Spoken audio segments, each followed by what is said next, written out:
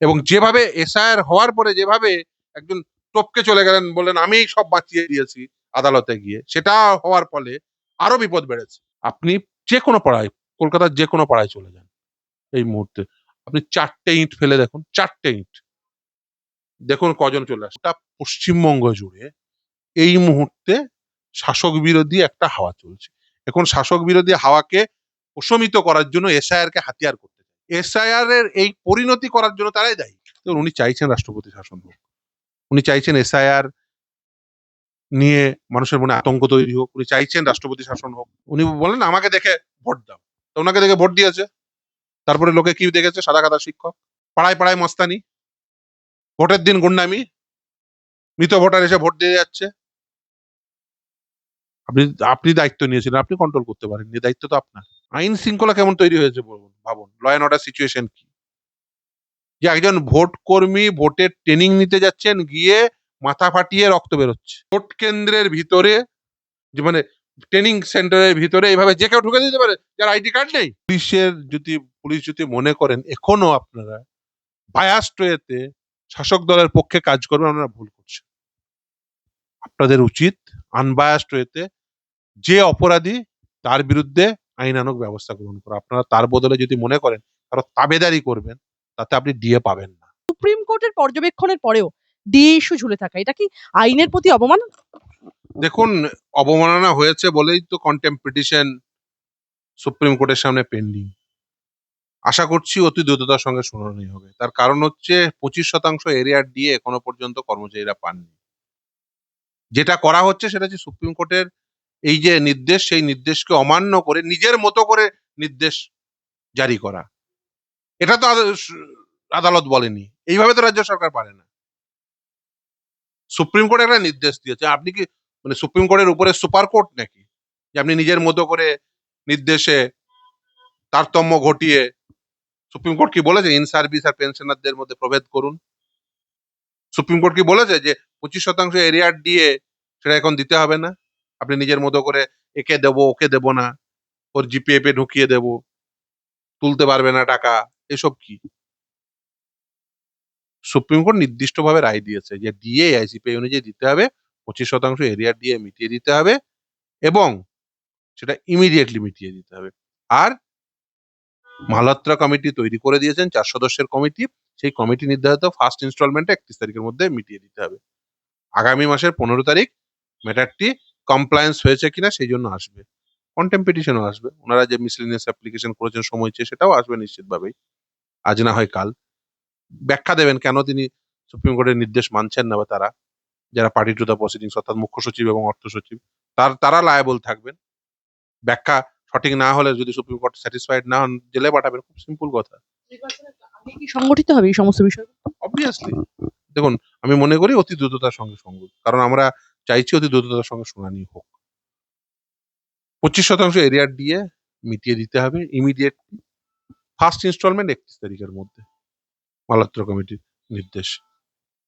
ফলে সেইটা যদি না হয়, আমরা নিশ্চিতভাবেই সুপ্রিম কোর্টে দৃষ্টি আকর্ষণ করব এবং রাজ্য সরকার বাধ্য হবে সুপ্রিম কোর্টের নির্দেশ মোতাবেক প্রতিটি পয়সা মিটিয়ে দিতে। সেখানে ইন সার্ভিস আর পেনশনার, এডেড নাকি গভর্নমেন্ট, এই প্রভেদ তো করতে পারেন না। এটা প্রিন্সিপাল ডিসাইড হয়েছে যে ডিএ এআইসিপিআই অনুযায়ী দিতে হবে। সেই প্রিন্সিপাল মোতাবেক, সেই নীতি মোতাবেক সকলকে ডিএ দিতে হবে, যারা রোপারোল 2009 এর ওই যে ডেফিনেশনের মধ্যে আসে। আপনাকে কে ডিফাইন করতে বললো যে আপনি নিজের মতো করে ডিফাইন করবেন? আপনাকে কেউ ডিফাইন করতে বলবে? ডিএ মেটানোর যে প্রস্তাব দিয়েছে তা কি বাস্তবসম্মত সমাধান হতে পারে? একদমই না। 2000 রোপারোল 2009 লাগু হয়ে গেছে, শেষ হয়েছে। 19 রোপারোল তারপরে লাগু হয়ে যাচ্ছে, আবার নতুন রোপারোল আসতে চলেছে, পে কমিশন বসাতে হবে।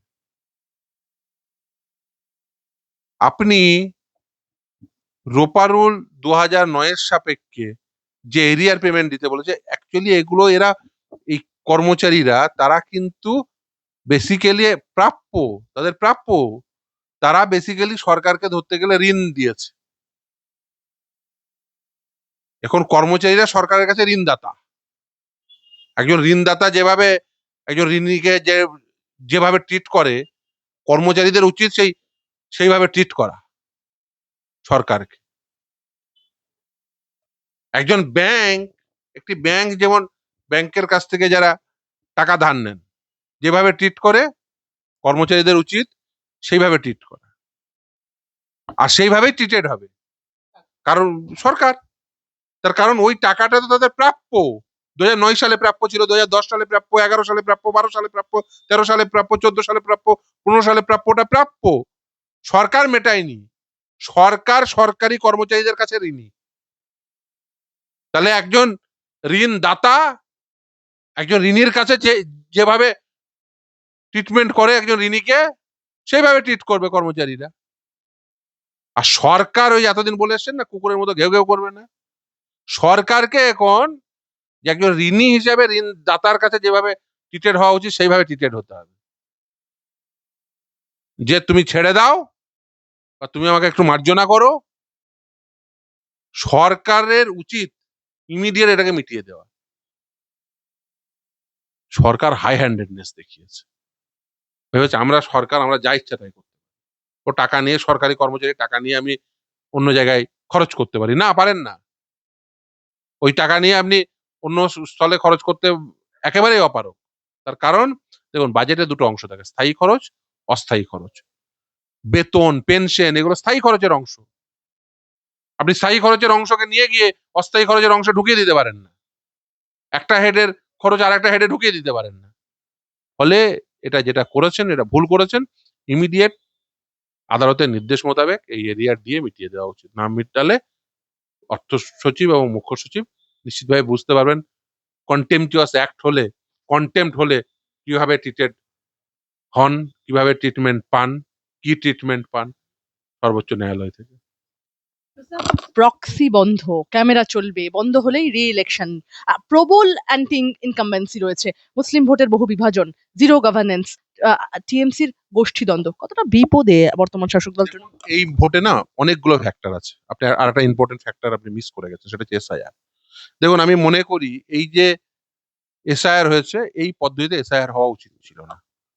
এবং যেভাবে এসআইআর হওয়ার পরে যেভাবে একজন টপকে চলে গেলেন, বললেন আমি সব বাঁচিয়ে দিয়েছি আদালতে গিয়ে, সেটা হওয়ার ফলে আরো বিপদ বেড়েছে। দেখুন, এর আগেও তো 2002 সালে এসআইআর হয়েছিল। তখন এই জাজ অ্যাপয়েন্টমেন্ট হয়েছিল, বাইরে থেকে 200 জাজ, এই রাজ্যের 500 জাজ, 700 জাজ, একদম পুরো লয়ার জুডিশিয়ারি বন্ধ এতগুলো দিন ধরে। এর আগে 2002 সালে তো এটা হয়নি। ধরুন একজন ইআরও, ব্লক অফিসের ব্লকের আধিকারিক, তার কর্মচারী, ব্লক অফিসের কর্মচারী, ডিস্ট্রিক্ট ম্যাজিস্ট্রেট অফিসের কর্মচারী, সিইও, নির্বাচন কমিশন এবং তার অফিসের কর্মচারী। একজন জেলা শাসকের অফিসের কর্মচারী, সে সেই জেলার বাস্তবতা বুঝবে। ব্লকের কর্মচারী সেই ব্লকের বাস্তবতা বুঝবে। কে রাকেশ আর কে রমেশ সে বুঝবে। কিন্তু যদি উড়িষ্যা থেকে একটা জাজ আসে, কে রাকেশ আর কে রমেশ বুঝবে? বুঝবে না। ও আকার এক জায়গায় আছে আর এক জায়গায় নেই, ও বলবে ও ভুয়ো ভোটার। তৈরি হয়েছে এইভাবেই, যেভাবে এসআইআর করেছেন। এরা তো রাজ্য সরকারি কর্মচারী যারা এসআইআর করিয়েছে। এটা দরকার ছিল না এইভাবে এসআইআর করা, আর এত তাড়াহুড়ো করে এসআইআর করার দরকার ছিল না। টপকে গিয়ে মামলা করতে গেছেন বলে টপকে চলে গেলেন, দিয়ে সব জাজ অ্যাপয়েন্টমেন্ট করিয়ে নিয়ে চলে এলেন। আইনে এই প্রভিশন রয়েছে? রিপ্রেজেন্টেশন অফ পিপলস অ্যাক্টে জাজ অ্যাপয়েন্টমেন্টের প্রভিশন রয়েছে? সেকশন 24 অ্যাপিল, সেই অ্যাপিল কোথায় লাই করে? বাধ্য হয়ে সুপ্রিম কোর্ট ট্রাইব্যুনাল তৈরি করেছে, কিন্তু সুপ্রিম কোর্টই আবার বলছে ট্রাইব্যুনালাইজেশনের এগেনস্ট, যে ট্রাইব্যুনালাইজেশন হয়ে বেসিক্যালি বিচার ব্যবস্থা আরো বেশি প্রলং হয়েছে। আমাদের সংবিধানের সংশোধন এনে ট্রাইব্যুনাল তৈরি করা হয়েছে, একটার পর একটা ট্রাইব্যুনাল তৈরি হয়েছে, বিচার ব্যবস্থা আরো প্রলং হয়েছে। এই যে ধরুন, যাদের নাম আন্ডার অ্যাডজুডিকেশন, নাম আসবে না, সব লোকজন হাতে মাথায় হাত, সরকারি কর্মচারী ভোটে ডিউটি দিচ্ছে, তার নাম আসেনি, ডিলিট হয়ে গেছে। প্রাক্তন বিচারপতি জানেন না কি করবেন। এখনো ট্রাইব্যুনালে এতদিন আগে 20 তারিখের নোটিশ, এখনো ট্রাইব্যুনাল কোথায় ফর্ম হয়েছে কেউ জানে না। ডিস্ট্রিক্ট ম্যাজিস্ট্রেট অফিসে যাচ্ছে, ডিএম অফিসে যাচ্ছে, লোকজন হত্যে দিয়ে পড়ে আছে। কালকে আমার কাছে এসেছিল সব বারাসাতের উকিল বাবুরা, তাদের পরিবারের যে লোকজন, নাম ডিলিট হয়ে গেছে। ডিএম অফিসে গিয়ে ফিজিক্যালি তারা ট্রাইব্যুনালে অ্যাপিল করবেন বলে গেছেন, ডিস্ট্রিক্ট ম্যাজিস্ট্রেট অফিসে কেউ কিছু বলতে পারছে না। এসডিওর কাছে, ডিএম এর কাছে, বিডিওর কাছে নাকি ফিজিক্যালি জমা দেওয়া যাবে। কোথায় জমা দেবেন? এ বললাম সব ট্রাইব্যুনাল তৈরি করার জন্য আপনার চিঠি দিন। একটা নোটিশ হয়েছে, এখনো পর্যন্ত ট্রাইব্যুনাল তৈরি হয়নি, এখনো ট্রাইব্যুনাল পাত্তা নেই। কিন্তু অনেকে আবার ভয় দেখানোর চেষ্টা করছেন এটাতে, যে আপনার নাম না থাকা মানে আপনার নাগরিকত্ব চলে গেছে। না, রিপ্রেজেন্টেশন অফ পিপলস অ্যাক্টে কে ভোটার সেটা ঠিক হয়। একজন মানুষে ভোট নাও দিতে পারে, ভোটার লিস্ট হিসেবে নাম নাও তুলতে পারে, বা ভোটার লিস্টে নাম থাকা সত্ত্বেও তিনি ভোট না দিতে পারেন, তার অধিকার। কিন্তু তার মানে এই নয় যে তার নাগরিকত্ব চলে গেছে। নাগরিকত্ব ডিটারমিন হয় সিটিজেনশিপ অ্যাক্টে, এবং ভারতে একজন ভারতীয় নাগরিকের নাগরিকত্ব কারার অধিকার রয়েছে একমাত্র সেন্ট্রাল গভর্নমেন্ট, এবং সেটা আইনসম্মত ভাবে হতে হবে। এবং একটা কথা সকলে জেনে নেওয়া এবং বুঝে নেওয়া উচিত, রিপ্রেজেন্টেশন অফ পিপলস অ্যাক্টে মাধ্যম দিয়ে নাগরিকত্ব ঠিক হয় না। হ্যাঁ, অবভিয়াসলি ভারতবর্ষের নাগরিক ভারতবর্ষের ভোটার হবে, কিন্তু তার অর্থ এই নয় যে একটি ভোটার লিস্টে নাম নেই মানেই যে তার নাগরিকত্ব চলে গেছে, একদম না। অনেকের মানে এই দেশের নাগরিক হওয়া সত্ত্বেও কেউ যদি মনে করে যে আমি না ভোটার লিস্টে নাম তুলবো না, আপনি তাকে জোর করতে পারেন যে না তোমাকে তুলতে হবে, ভোট দিতে হবে। এই যে 88 লক্ষ নাম বাদ পড়লো, 30,000 প্রতি আসনে মানে প্রক্সি বন্ধ, ক্যামেরা চলবে, নাহলে রি-ইলেকশন। সেটা তো ভোটের অংশ, দুটো দুটো জিনিস আলাদা। ভোটার লিস্টের সংশোধন আর ভোটের দিন ভোট সঠিকভাবে নির্দিষ্টভাবে কাস্ট হওয়া, দুটো দুটো সম্পূর্ণ বিষয়। দেখুন, ভোটের দিন সন্ত্রাস মুক্ত ভোট করতে হবে, যাতে কোনোভাবে একজনের ভোট আরেকজন না দিতে পারে তার বন্দোবস্ত করতে হবে। সেগুলো তো ভোটের কার্য, কিন্তু একজন মানুষ ভোটার থাকবে কি থাকবে না যেটা গুরুত্বপূর্ণ। যদি ধরুন একটি কেন্দ্রে যিনি জয়ী প্রার্থী আর যিনি পরাজিত প্রার্থী, তার মধ্যে ভোটের পার্থক্য হচ্ছে ধরুন 2000, আর সেই কেন্দ্রে যদি ডিলিটেড ভোটারের সংখ্যা যদি 10,000 হয়, তাহলে তো তারা তো বেসিক্যালি ভাগ্য নির্ধারণ করতে পারে। তাহলে সেটা কিভাবে অ্যাডজাস্ট হবে? আর ইলেকশন পিটিশন ও 5 বছরের জীবনে শেষ হয়। কটা ইলেকশন পিটিশন 5 বছরের মধ্যে শেষ হয়েছে বলুন তো, স্ট্যাটিস্টিক্স বলুন। কত পঞ্চায়েত মামলা এখনো পেন্ডিং হয়ে আছে। অবভিয়াসলি দেখুন, আমি মনে করি এই রাজ্যে অ্যান্টি ইনকামবেন্সি অত্যন্ত স্ট্রং এই মুহূর্তে। তার কারণ দুর্নীতি, দীর্ঘদিন শাসন ক্ষমতায় থাকা, পাড়ায় পাড়ায় স্থান তৈরি হওয়া, পাড়ায় পাড়ায় এই দুষ্কৃতি তৈরি হওয়া, পাড়ায় পাড়ায় ইট চুন সুরকি বালি পাথর সাপ্লায়ার, তারাই নেতা, square foot Sen, garage Majumdar, এগুলো সব তারাই নেতা, তারাই সব ভোটে দাঁড়াচ্ছে। ফলে কি হচ্ছে, লোকে বুঝে গেছেন যে কারা ক্ষমতায় আসতে চলেছেন। এদিকে আবার টিকিট দেওয়া হলো শুধু আপনি দেখুন, এই যে যাদের টিকিট দেওয়া হয়েছে তাদের দেখে আপনি বুঝতে পারবেন যে 15 বছরে কি শাসন ক্ষমতা ছিল। এই 15 বছরের শাসন ক্ষমতা যাদের যাদের টিকিট দিয়েছে সেটা দেখেই আপনি তার দৃষ্টান্ত বুঝতে পারবেন যে দুর্নীতিকে প্রমোট করা হচ্ছে কি করা হচ্ছে না, শাসন ক্ষমতায় কিভাবে আসতে চাইছে, শাসন ক্ষমতা কিভাবে টিকিয়ে রাখতে চাইছে, কিভাবে টিকিয়ে রাখতে চাইছে, যারা দুর্নীতিগ্রস্ত তাদেরকে টিকিয়ে। দেখুন, খুব পরিষ্কার কথা, মানুষজন, আপনি যে কথা বলছেন অ্যান্টি ইনকামবেন্সি, দেখুন অ্যান্টি ইনকামবেন্সি দীর্ঘদিন ক্ষমতায় থাকলে তৈরি হতে পারে, সেটা একটা ফ্যাক্টর। কিন্তু তার সঙ্গে দুর্নীতি যুক্ত হয়েছে, তার সঙ্গে পাড়ায় পাড়ায় মোড়লগিরি যুক্ত হয়েছে। আপনি একটা দেওয়াল তৈরি করবেন, প্রথম ইটটা পড়বে, 4জন এসে হাত পেতে দাঁড়িয়ে যাবে। ও বলবে আমায় টাকা দে, ও বলবে আমায় টাকা দে, ও বলবে আমি অমুক দাদার লোক, আর একজন বলবে আমি অমুক দাদার লোক। আগে যে কাজটি করতে আপনার 3 টাকা খরচ হতো, এখন সেই কাজটি করতে আপনার 30 টাকা খরচ হয়। যদি কলকাতা শহরে এই বর্তমানে শাসক দল তৃণমূল কংগ্রেস ক্ষমতায় না থাকতো, স্কোয়ার ফুট প্রতিটি ফ্ল্যাটের দাম ন্যূনতম 1,000 টাকা কম হতো। অবভিয়াসলি যে পরিমাণ টাকা একদম প্রতিটি স্তরে দিতে হয়, আপনি বলুন তো গত 15 বছরে কতগুলো প্রতিষ্ঠান সংস্থা এই পশ্চিমবঙ্গ ছেড়ে পালিয়ে গেছে। প্রায় 8,000-এর মতো। 8,000 স্কুল বন্ধ। গ্রামের স্কুলে শিক্ষক নেই। আর শহরতলির স্কুলগুলোতে 12টা স্টুডেন্ট 15টা শিক্ষক। আপনি চলুন আমি দেখিয়ে দিচ্ছি। 12টা স্টুডেন্ট 15 জন শিক্ষক। আর গ্রামের স্কুলে শিক্ষক নেই। ফলে কি হচ্ছে, গ্রামের ছেলেদের শিক্ষক না থাকার জন্য, সঠিকভাবে শিক্ষা না হওয়ার জন্য তারা অন্য রাজ্যে মজদুর হিসেবে চলে যাচ্ছে, যারা পরিযায়ী শ্রমিক হিসেবে আপনি বলছেন, সেখানে গিয়ে তারা পিটুনি খাচ্ছে বাংলাদেশি বলে। আর শহরতলির স্কুলে আপনি অর্থের বিনিময়ে সবাই ট্রান্সফার করিয়ে নিয়ে আসছেন, দিয়ে 12টা স্টুডেন্ট সেখানে 15 জন শিক্ষককে ঢুকিয়ে দিয়েছে। আর যেখানে 1200 স্টুডেন্ট আছে সেখানে শিক্ষক নেই। অসম বন্টন। আপনি যে কোনো পাড়ায়, কলকাতার যে কোনো পাড়ায় চলে যান এই মুহূর্তে, আপনি 4টে ইট ফেলে দেখুন, 4টে ইট দেখুন কজন চলে আসে। 4টে ইট, বেশি লাগবে না। আপনি টেস্ট করার জন্য আজকে ক্যামেরা নিয়ে চলে যান, 4টে ইট ফেলে দেবেন যে কোনো পাড়ায়, কজন চলে আসে দেখবেন। আপনি যদি আপনার বাড়িতে মানে একটা হয়তো কিছু করবেন বলে, যে কোনো কাজ করবেন বলে 4টে ইট ফেলুন, দেখুন 4জন না দৌড়ে চলে আসে। 6টা কুকুর আসার আগে 4জন লোক চলে আসে। ভবানীপুরে ঠিক কি হতে চলেছে বলে আপনার মনে হয়? অভিষেক বন্দ্যোপাধ্যায় বার্তা দিচ্ছেন যে কমপক্ষে 60,000 ভোটে জেতাতে হবে মমতা বন্দ্যোপাধ্যায়।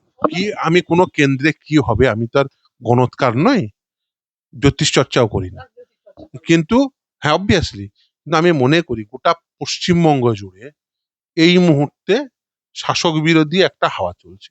এখন শাসক বিরোধী হাওয়াকে প্রশমিত করার জন্য এসআইআর কে হাতিয়ার করতে চাইছে, এটা এই নিয়ে কোনো সন্দেহ নেই।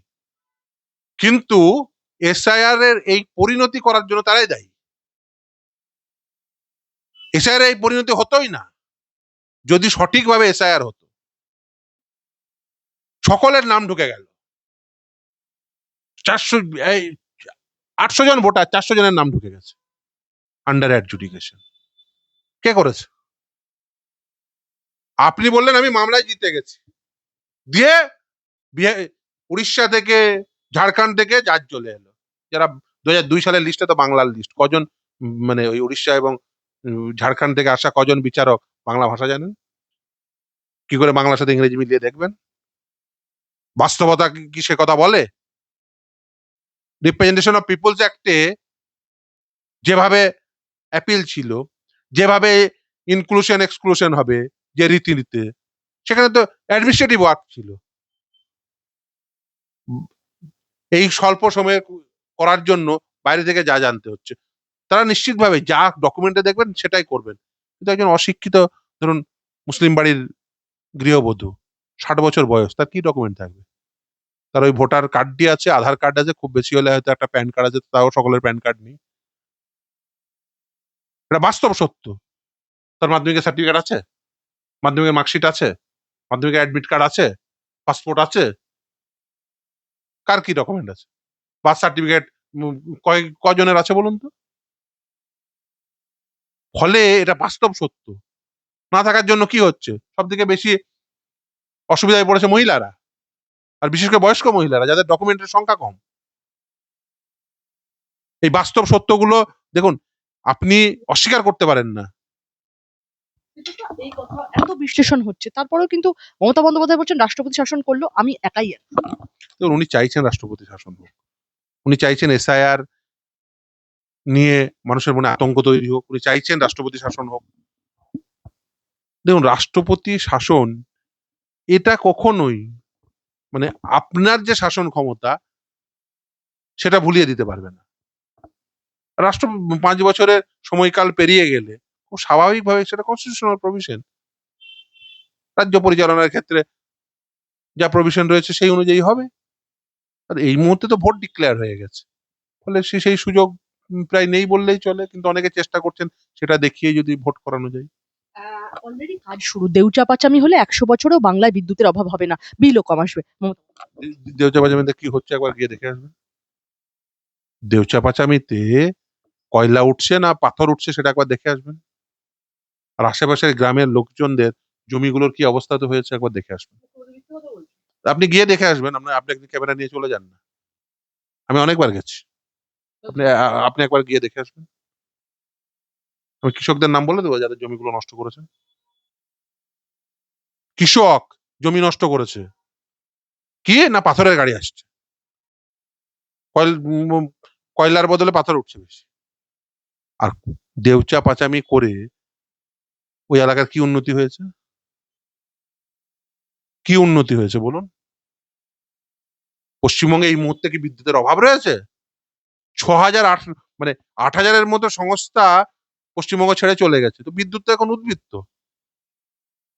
পশ্চিমবঙ্গে যে পরিমাণ বিদ্যুৎ তৈরি হয় সে পরিমাণ বিদ্যুৎ ব্যবহার করার জায়গা নেই, কারণ এই পশ্চিমবঙ্গ থেকে সংস্থাগুলো সব পশ্চিমবঙ্গ ছেড়ে পালিয়ে যাচ্ছে। বিদ্যুৎ যে ব্যবহার করবে যে কোম্পানিগুলো, সেই কোম্পানিগুলো কোথায়? সেটা তো পশ্চিমবঙ্গ ছেড়ে পালাচ্ছে এই হাত পাতার ভয়ে।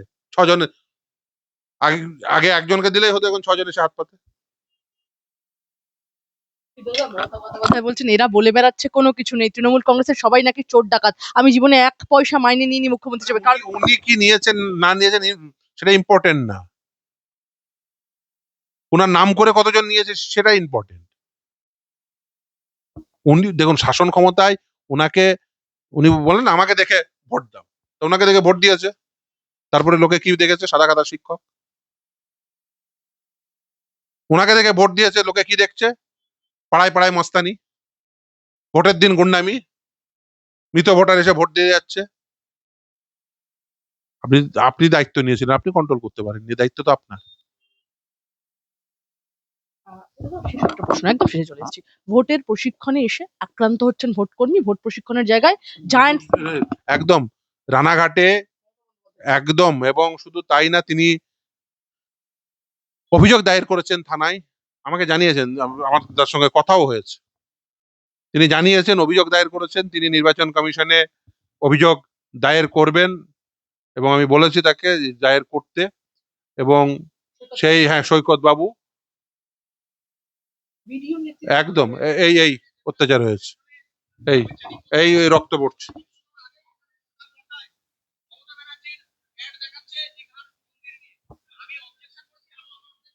ফলে সাংঘাতিক কাণ্ড। দেখুন, একজন ভোট কর্মী, যিনি ভোট করাবেন, তিনি গিয়ে আক্রান্ত হচ্ছেন ট্রেনিং নিতে গিয়ে। মানে কেমন ভোট হচ্ছে ভাবুন। আর পশ্চিমবঙ্গের আইন শৃঙ্খলা কেমন তৈরি হয়েছে বলুন, ভাবুন ল অ্যান্ড অর্ডার সিচুয়েশন কি। যে একজন ভোট কর্মী ভোটের ট্রেনিং নিতে যাচ্ছেন, গিয়ে মাথা ফাটিয়ে রক্ত বেরোচ্ছে, সেই অবস্থায় দাঁড়িয়ে তাকে থানায় যেতে হচ্ছে, তিনি নির্বাচন কমিশনে অভিযোগ দায়ের করছেন। সাংঘাতিক। রানাঘাটে এই জিনিস ঘটেছে, গোটা পশ্চিমবঙ্গ জুড়ে ভোট কর্মীরা আতঙ্কিত। অবভিয়াসলি আমি বলেছি, আমি আমার সঙ্গে কথাও হয়েছে সৈকত বাবু, আমার ওখানকার যারা শিক্ষক তারা বলেছেন, তারা সে সঙ্গেও আছেন। এবং শুধু তাই না, আর একটাও ভিডিও পাঠিয়েছেন, যিনি আক্রমণকারী, আপনারা হয়তো বোধহয় সম্ভবত সেটা দেখেননি, আমাকে সেই ভিডিও পাঠিয়েছে, পরিচয় জানতে চাইছেন যে কে আপনাকে, যে আমি সেই ভিডিও পাঠিয়েছে। এবং সে যে ওই বিডিও অফিসের স্টাফ, সেই তার পরিচয় কি, এই আইডি প্রুফ দেখাতে পারছে না, যে আপনি বিডিও অফিসের কর্মী। আইডি প্রুফ না দেখালে আজকে ট্রেনিং শুরু হবে না, যা হওয়ার হবে আমরা নির্বাচন কর্মী যারা তারা বুঝে নেব। এই ভদ্রলোক আমাদের রীতিমতো শাসিয়েছে। কেন আমরা মমতা ব্যানার্জির অ্যাড বন্ধ করতে বলেছি, এই ভদ্রলোক দেখে রাখুন, আইডি প্রুফ দেখাতে পারছে না, এ কে পার্টির ক্যাডার নাকি, আমাদের এটা জানতে হবে, সংগ্রাম চলবে। অন্যান্য যারা শিক্ষক ছিলেন ওখানে, তারাই পাঠিয়েছেন আমাকে, যে এইরকম ভাবে ভোট কেন্দ্রের ভিতরে, যে মানে ট্রেনিং সেন্টারের ভিতরে এইভাবে যে কেউ ঢুকে দিতে পারে যার আইডি কার্ড নেই। বিডিও অফিসের অন্যান্য কর্মীরা তার পরিচয় জানে না, ঢুকে পড়লো। বলুন, এই তো ভিডিও দেখিয়ে দিলাম, তারাই পাঠিয়েছেন, ওখানে যারা ট্রেনিং নিচ্ছেন তারাই পাঠিয়েছেন। আপনি শিক্ষকদের দিয়ে দেবেন না, শিক্ষকরা প্রশ্ন করলে তার মাথা ফাটিয়ে দেবেন। এইভাবে রাজ্য চলবে? এইভাবে রাজ্য চলতে পারে না। সোমবার একসঙ্গে যখন ৭৩ জন রিটার্নিং অফিসার বদল করলো নির্বাচন কমিশন, আর এবারও একবার এক ভোটের আগে রাজ্য প্রশাসনের খোল নলচে বদলাচ্ছে কমিশন, আরো ২৩ জন রিটার্নিং অফিসারকে নতুন পদে আনলো নির্বাচন কমিশন। এই পদক্ষেপ কি তৃণমূলের জন্য বিপদ বাড়ানো? কারণ মমতা বন্দ্যোপাধ্যায় দেখুন, আমি মনে করি ফ্রি অ্যান্ড ফেয়ার ইলেকশনের জন্য যা করা উচিত তাই করতে হবে। কার বিপদ বাড়লো কার বিপদ কমলো এটা বিচার্য বিষয় নয় ভোটে। ভারতবর্ষের মানুষ, পশ্চিমবঙ্গের নাগরিক, ভারতবর্ষের নাগরিক পশ্চিমবঙ্গে বসবাস করেন, তারা এবারের বিধানসভায় ন্যায়ের সঙ্গে ন্যায্যতার সঙ্গে নিজের ভোটাধিকার যাতে প্রয়োগ করতে পারে সেটা এনশিওর করতে হবে নির্বাচন কমিশনকে, সেটা এনশিওর করতে হবে রাজ্য প্রশাসনকে, সেটা এনশিওর করতে হবে যারা কেন্দ্রীয় বাহিনী আসবেন শুধুমাত্র এসে ওই আম খেতে জাম খেতে জাম বাগানে দৌড়ে বেড়াবেন না। আর ওই মুর্শিদাবাদে গিয়ে নবাব প্যালেস দেখার জন্য, হাজারদুয়ারি দেখার জন্য গিয়ে বসে থাকবেন না। আপনার কাজ, আপনাকে এটা এনশিওর করতে হবে যাতে ফ্রি অ্যান্ড ফেয়ার ইলেকশন হয়, একজনও যাতে অবৈধ উপায়ে ভোট দিতে না পারে সেটা বন্দোবস্ত করতে হবে, এবং একজনও বৈধ ভোটার যাতে বাদ না যায় তারও বন্দোবস্ত করতে হবে নির্বাচন কমিশনকে, এবং এনশিওর করতে হবে প্রতিটি ভোটার যাতে ফ্রিলি তিনি যাকে পছন্দ করবেন, তিনি যদি সিপিএম কে পছন্দ করেন সিপিএম কে ভোট দেবেন, তিনি যদি তৃণমূল কংগ্রেসকে পছন্দ করেন তৃণমূল কংগ্রেসকে ভোট দেবেন, তিনি যদি বিজেপি কে পছন্দ করেন বিজেপি কে ভোট দেবেন, তিনি যদি কংগ্রেসকে পছন্দ করেন কংগ্রেসকে ভোট দেবেন, তিনি যদি আরএসপি কে পছন্দ করেন আরএসপি কে ভোট দেবেন, তিনি যদি আইএসএফ কে পছন্দ করেন আইএসএফ কে ভোট দেবেন, তিনি অন্য যাকে পছন্দ করবেন, যাকে মনে করবেন, তিনি যদি মনে করেন সিপিআই কে পছন্দ করি সিপিআই কে ভোট দেবেন, তিনি যাকে ইচ্ছা তাকে ভোট দেবেন। কিন্তু কেউ বলতে পারবেন না যে না ওকে নয় একে ভোট দিতে হবে, বা তার ভোটটি গিয়ে আপনি মেরে দিয়ে আসবেন। শেষ প্রশ্ন আপনার কাছে, বাসন্তীতে বিজেপির প্রচারে হামলা চললো, লাঠি নিয়ে একদম বিজেপির প্রচারে হামলা, আক্রান্ত এসআই সহ ৮ জন পুলিশের এই অবস্থা নিয়ে কি বলবেন? দেখুন, পুলিশ যদি মনে করেন এখনো আপনারা বায়াস্ড ওয়েতে শাসক দলের পক্ষে কাজ করবেন, আপনারা ভুল করছেন। আপনাদের উচিত আনবায়াস্ড ওয়েতে যে অপরাধী তার বিরুদ্ধে আইনানুগ ব্যবস্থা গ্রহণ করা। আপনারা তার বদলে যদি মনে করেন কারো তাবেদারি করবেন, তাতে আপনি ডিএ পাবেন না, তাতে আপনি আপনার সন্তানকে জাস্টিস দিতে পারবেন না, আপনার সন্তানের মেধার সঙ্গে জাস্টিফাই করতে পারবেন না। কারণ সন্তান মেধাবী হওয়া সত্ত্বেও যদি এরা শাসন ক্ষমতায় থাকে, সাদা খাতার শিক্ষকতা চাকরি পেয়ে যাবে, আর আপনার সন্তানকে কিন্তু চোখের জল ফেলতে হবে।